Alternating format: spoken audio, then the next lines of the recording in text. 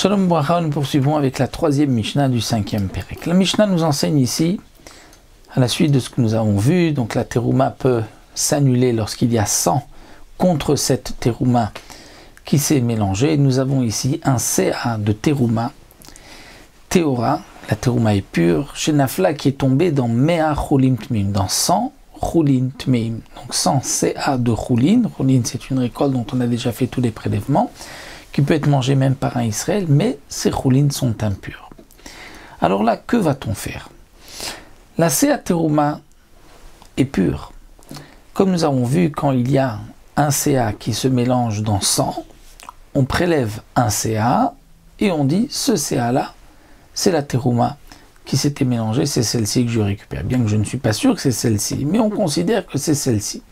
Donc comme nous l'avons vu précédemment, la Machloket Rabbi Eliezer et les Chachamim, pour Rabbi Eliezer, je prélève cette terouma et je vais dire, tiens, ça c'est la terouma qui est pure et elle peut être mangée à un Kohen.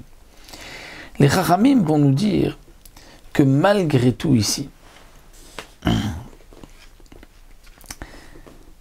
il faudra cette terouma la manger dans certaines conditions, par un Kohen.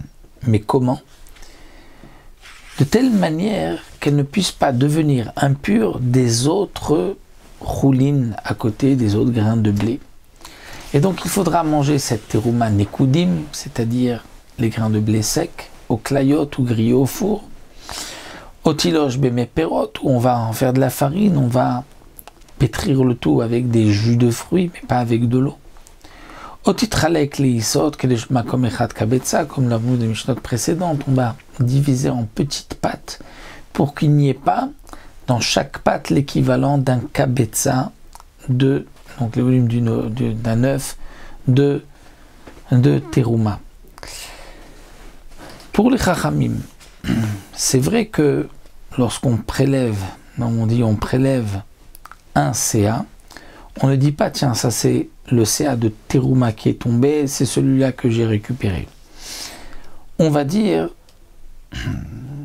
c'est vrai que il y a là un mélange, on est obligé de prélever puisqu'il faut donner au Kohen, puisqu'il y a quand même l'argent du Kohen dedans, mais comme les Chachamim le pensent, il y a toujours dans ce que l'on prélève un rapport de 1%.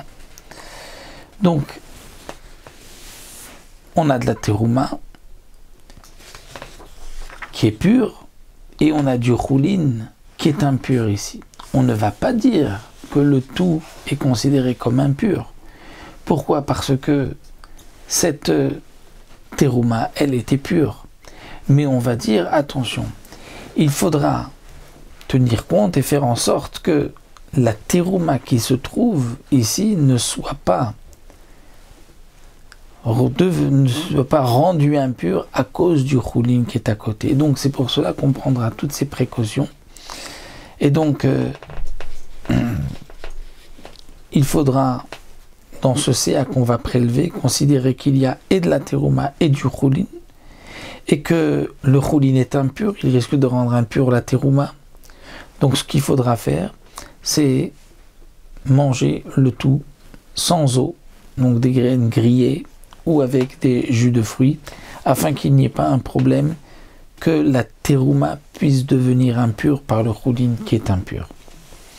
Une fois qu'on aura prélevé ce CA du mélange, alors pour les chachamim, étant donné que la terouma s'était annulée, eh bien tout le reste pourra être mangé par n'importe quel Israël. Il n'y a plus de terouma, même si c'est impur, le reste, pas grave, puisque l'Israël peut consommer dans un état d'impureté aussi, il peut aussi manger le choulin impur. Mais le CA qu'on a prélevé, étant donné qu'il y a quand même la kedusha de terouma, et même sur le choulin qui se trouve à côté, il y a quand même, on considère terouma, donc il faudra faire attention que ça ne devienne pas impur.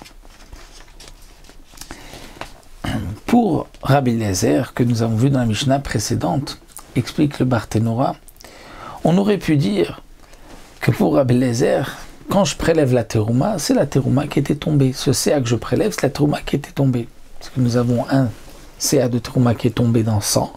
on doit prélever un. Rabbi Eliezer a dit, celui que je prélève, c'est la terouma. Donc si c'est la terouma et la terouma est pure, donc normalement on pourrait manger cette terouma sans aucune restriction.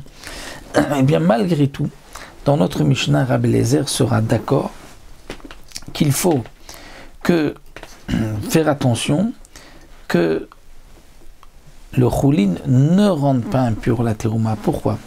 Parce qu'en vérité, quand Rabbi Eliezer a dit que ce séa qui est tombé, c'est le séa qu'on a récupéré, c'était seulement en tant que khumra.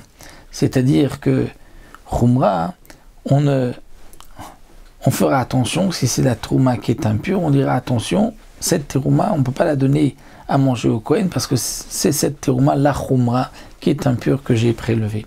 Mais lorsque je vais dire ici que le séa de terouma que je prélève, je vais lui donner au Kohen et qu'il va le manger, là, si il ne fait pas attention, eh bien, le choulin qui est impur va rendre impur la terouma. Et de dire que non, ça ne le rend pas impur, là, c'est à ce moment-là une koula. Et Rabbi Eliezer, lui, a dit que c'est juste la khumra, qu'on considère que c'est tout de la terouma, mais pas la koula. Donc aussi bien pour Rabbi Eliezer que les chachamim, on devra faire en sorte que ce séa que j'ai sorti soit mangé de telle manière que même le choulin impur qui est à l'intérieur ne rende pas impur la terouma pure qui est à l'intérieur.